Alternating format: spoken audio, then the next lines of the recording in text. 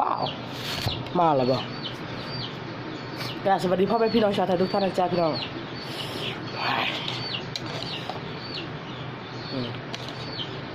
ขอให้ดาวก็จับหรือก๋วยเตี๋ยวมันก็สิคล้ายๆก๋วยเตี๋ยวหั่นเนาะเขาก็จับพี่น้อง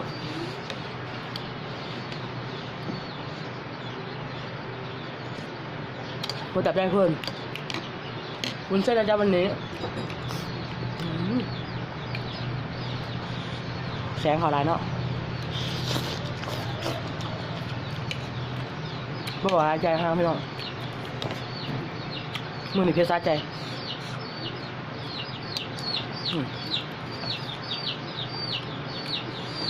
กดจับใส่เลือด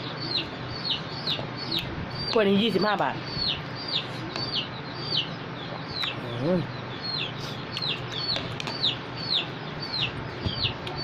ให้ดอกเสือดำมากดีสลด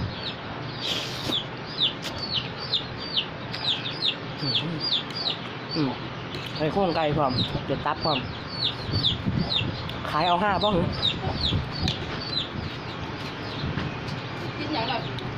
คิดว่าจับมาเด้อ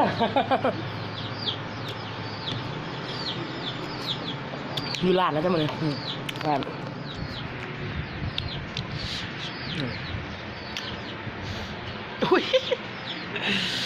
แสงเขาล่าอะไรมาเป็นหนังเบื้องไหนที่เขาเผ็ดพี่น้องปรุงเรียบร้อยเผ็ดเปรี้ยว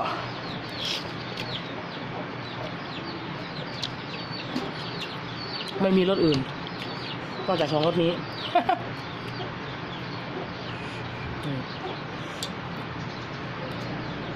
ถ้ากระสอบแล้ว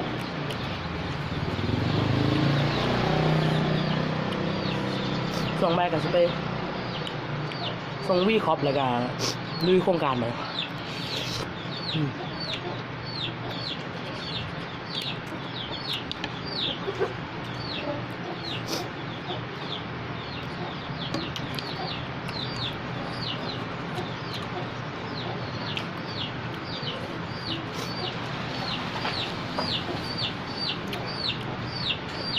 แต่สิบาย3 มื้อจะรู้ว่าจะสิเฝ้าร้านให้แม่ก่อนแม่แล้วถึงไปซื้อของ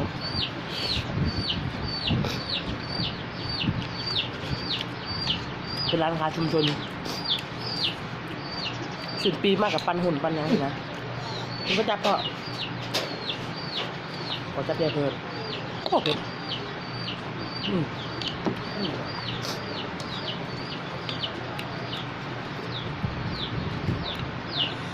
เผ็ดจัง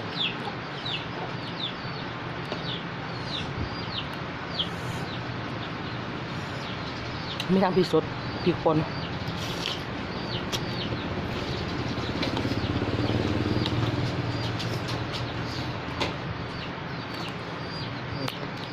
ลูกค้ามา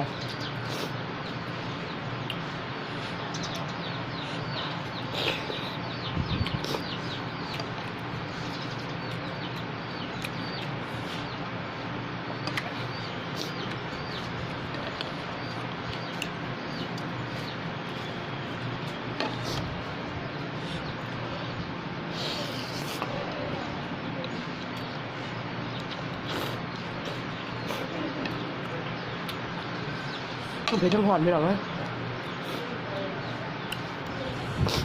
เบิ่งปากก่อนอ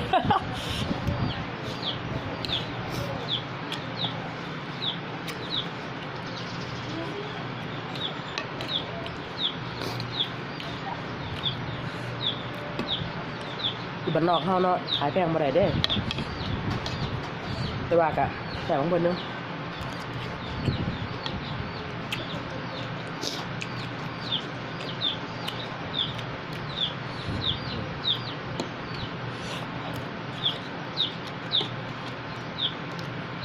เอาเนี่ยใส่มือเลย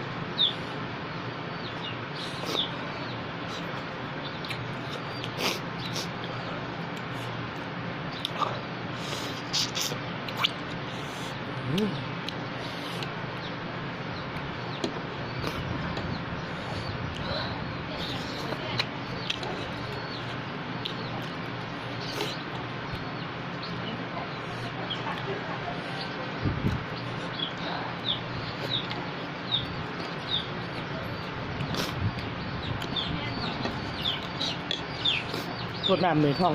แสบท้องแน่นอนเลยข้าวซอยข้าวเทียมร่วมกัน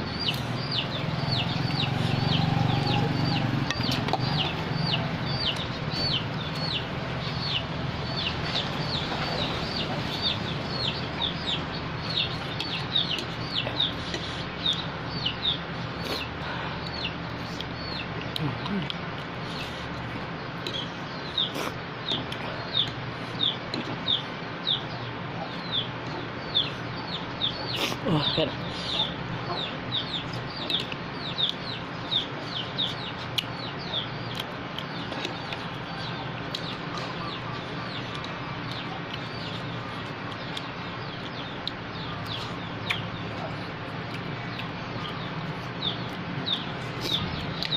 โครงไก่โอ้แบบเปื่อย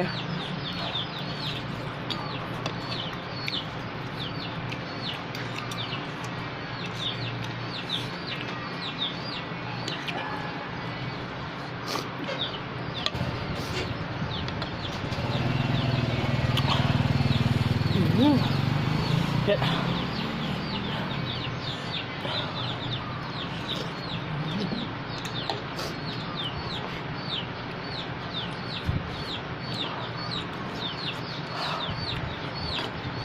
ตายบ่อะไร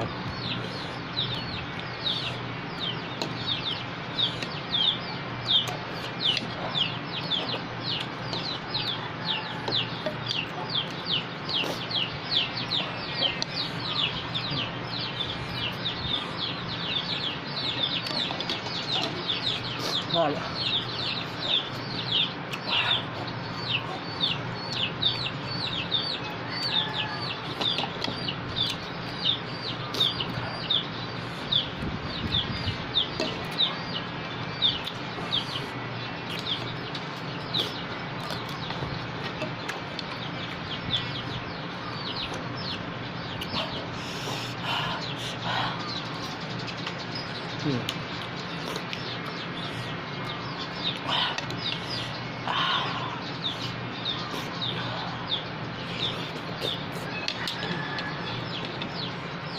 เปื่อยหัวกระดูกแล้ว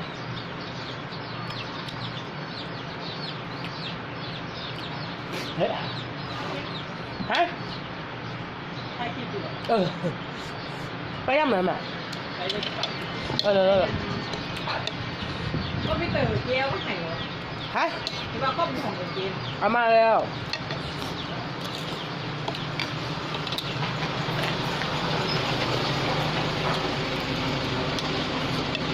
ฝากพี่น้องเดี๋ยวย่าจะไปตลาดแล้วเที่ยงแม่เที่ยงทราบบ่ โต๊ะหมู ฮะ โต๊ะหมู สวัสดีจ้ะมาแล้วบ๊ายบาย